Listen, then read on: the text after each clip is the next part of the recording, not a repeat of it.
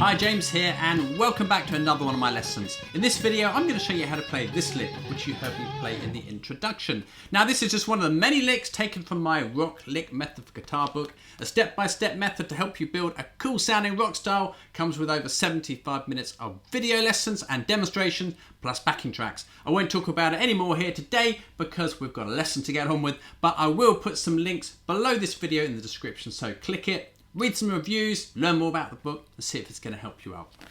Okay, now today's lick is one of the essential blues rock licks taken from chapter 3 of the book. And it's kind of the sort of thing you'd hear a player like Angus Young or Joe Perry or Jimi Hendrix, a really blues-based player, using their playing. It's in the key of C sharp minor. I'm going to take you through it step by step with on-screen tab and show you how to play it. So let's get started.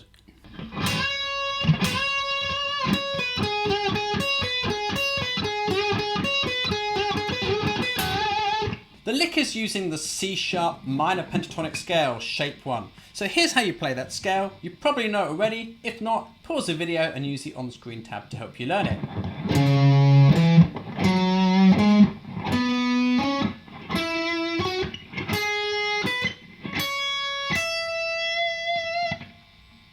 Okay, let's check out the first bar. Sounds like this.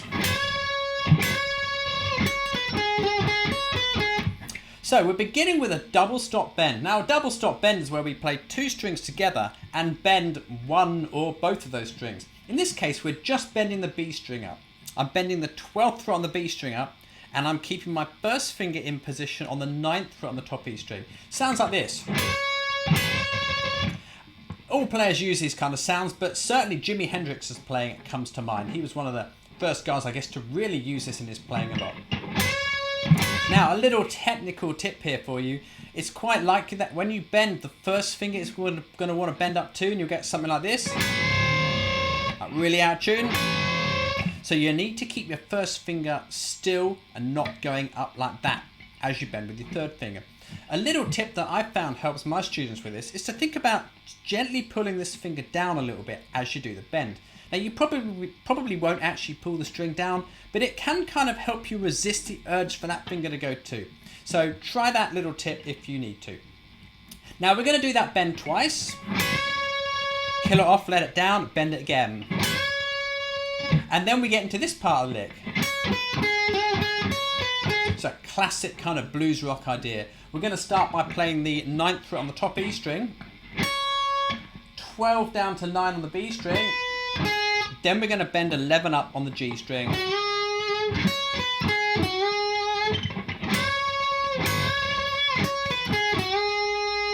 Now we're going to kill off that bend. Notice I'm using my second finger for the bend, incidentally.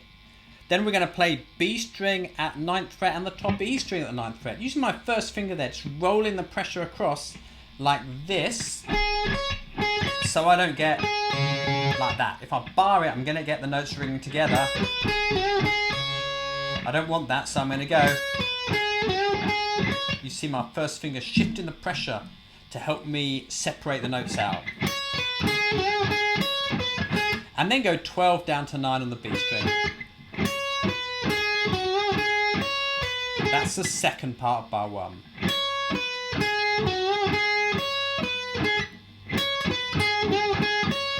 Okay, time to put all of bar 1 together now. Here's what we've got. 3, 4.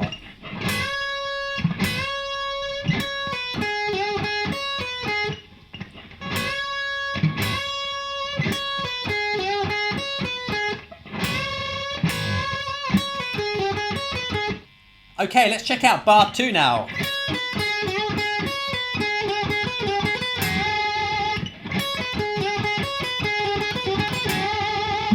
Now, to start off this part of the lick, we're going to play the second half of bar 1 again. It's like this. So you can play that in the exact same way that you did when you played bar 1. Now we get to something new. We're going to play a little repeating phrase here. We're going to bend up the 11th fret on the G string. I'm using my second finger for that. Then I'm going to go 9 to 12 on the B string. And then I'm going to do that again. Like that. And then I'm going to finish it off with this double stop bend. I'm going to leave my first finger on the B string at 9, and I'm going to bend the 11th fret up on the G string with my second finger.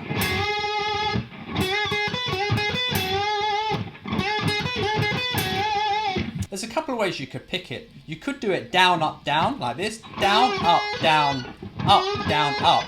Down, up, down, up, down, up. That would be a strictly alternate picking, where every down pick is followed by an up pick. So you'd be down, up, down, up, down, up, down, up, down, up, down, up, and so on. And that can work well.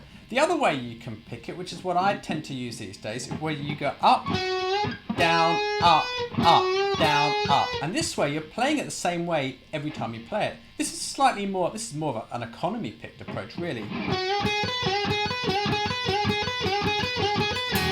So for this, I'm starting with an up, down, up, down, up, down, up, down, up.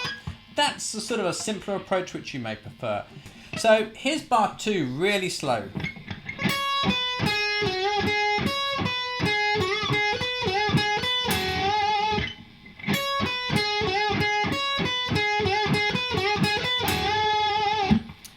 And here's the entire lick slow if I join it together. 3, 4.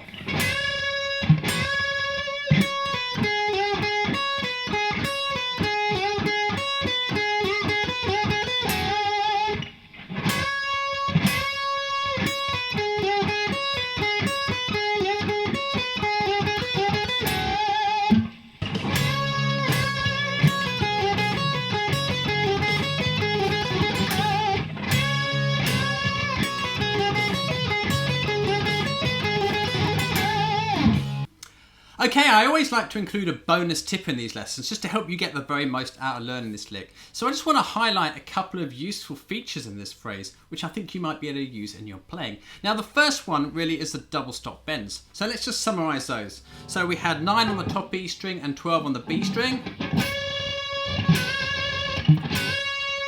Now you might experiment with playing that for longer than I was. In this lick I was just playing it round twice. But you might put on a backing track and practice using it for longer, like this.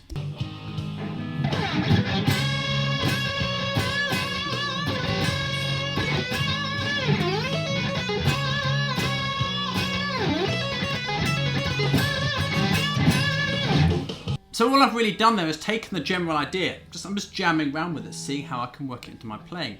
The other double stop bend which is useful in this one was the 11th fret on the G string and the 9th fret on the B string, this one here. So you might do the same thing, put on the backing track and see how you can work that into your playing. You might even try mixing it in with the other one as well, like this.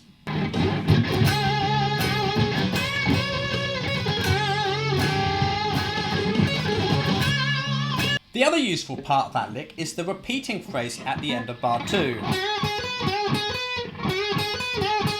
Now, in the lick, I'm only playing it twice, but what happens if you loop it round for longer? Can sound good.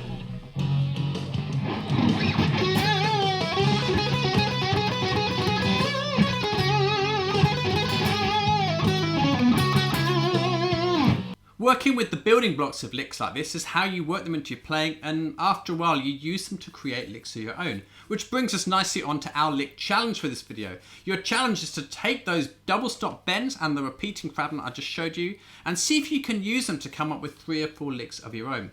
Make sure your licks are sort of simple, don't overcomplicate them. Make sure they're things you're going to use. Remember, you might find it useful to jot them down on a bit of blank tab paper so you can come back to them at another time and gradually work them into your playing. Remember, if you've enjoyed this lesson and you like the way I teach, then do check out my Rock Lick Method for Guitar book, a step-by-step method to help you build an awesome rock soloing style with over 75 minutes of bonus video content plus backing tracks. You'll find links to that in the description below this video.